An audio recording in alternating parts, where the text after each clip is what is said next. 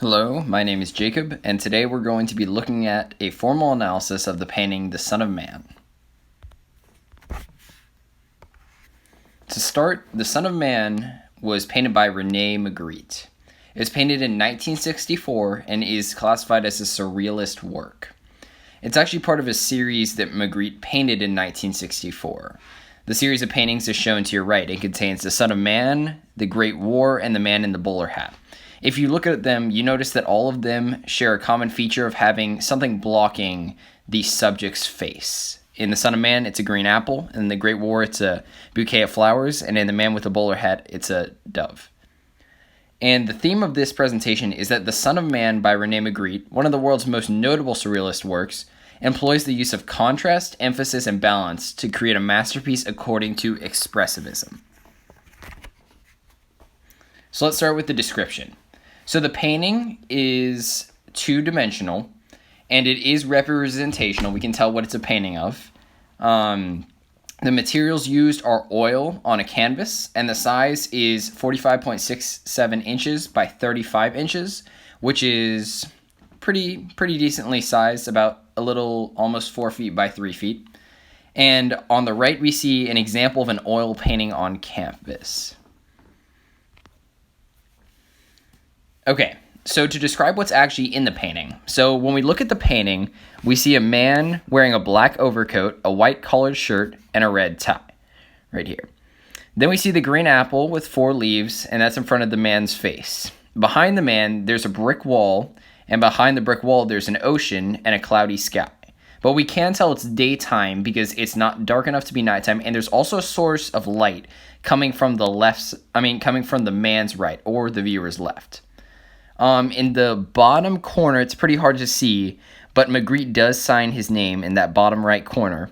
And some other unusual features are that this button right here is actually unbuttoned, the bottom button of his jacket, and also his elbow right here is actually bent backwards. It looks like his arm is backwards, something very interesting. We also see that his eye, especially his left eye, his right eye a little bit, but mainly his left eye, is slightly visible. So in this painting, we see all 5 major elements of design used. So first, we see color. The colors are mostly neutral. There's some red and green that kind of pop out at us a little bit, but most of the colors are those grays, blacks, whites, browns, mostly neutral colors. A little bit of blue in there too. Then we see some lines. Most of the lines are straight. Some of the lines are implied as well. The shapes of the painting are mainly organic. Like the bricks are rectangular in shape, but most of the shapes are organic, meaning that they don't have a defined shape and form.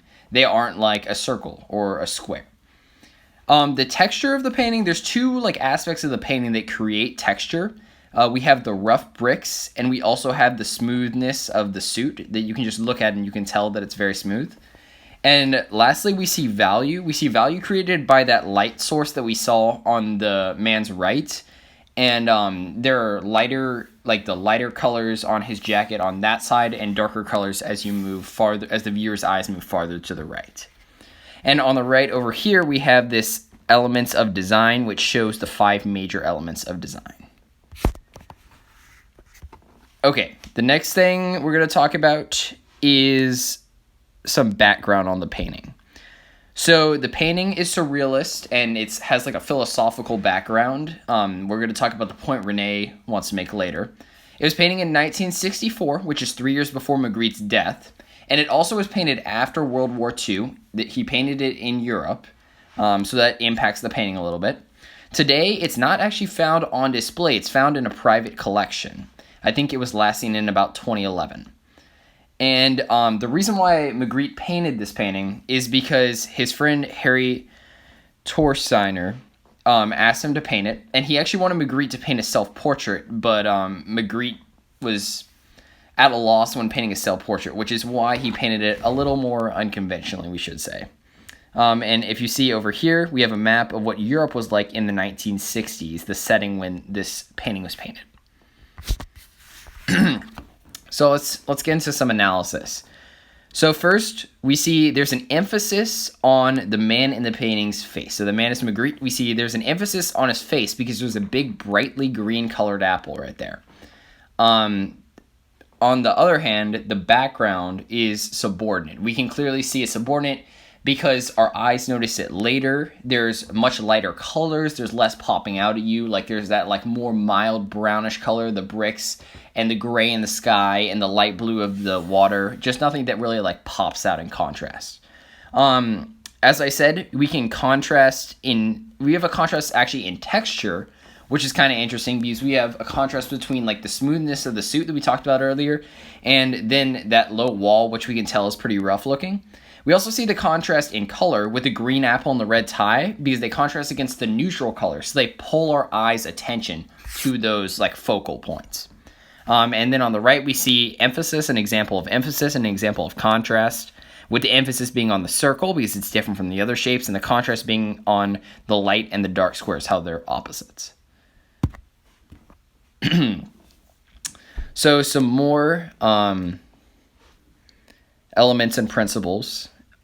So we have a symmetrical balance over a vertical axis, basically saying the left side of the painting and the right side of the painting are very, very close to being symmetrical.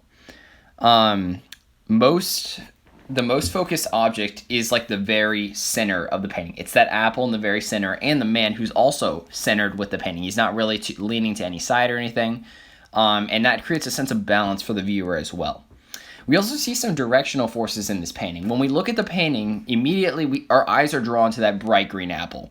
And then we look from that green apple down to the red tie, and then we slowly start to like view the rest of the painting.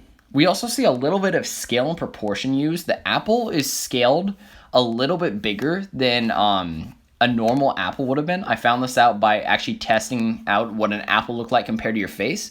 So Magritte purposely painted the apple to be larger than life. First of all, for emphasis, and second of all, because he wants to cover the man's face, which we will see why he did that later.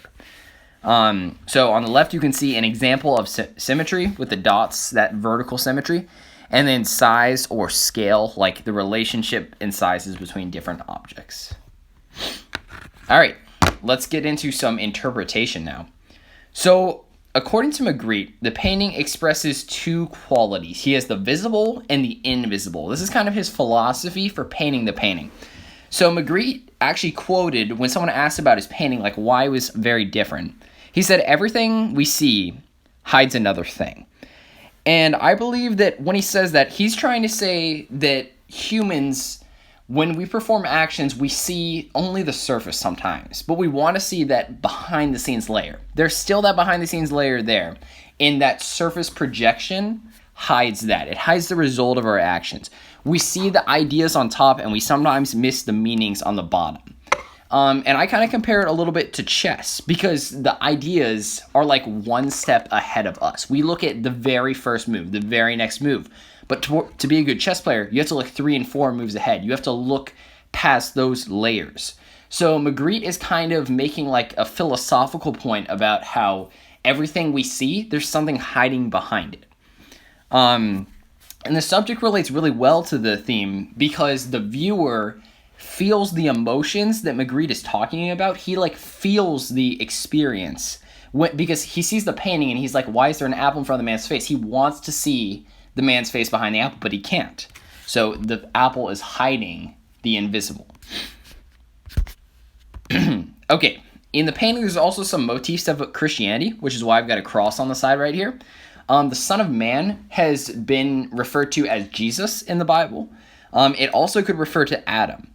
The green apple could represent a green apple from the Garden of Eden, because many people think that an apple was the fruit that tempted Adam and Eve. So it could represent temptation.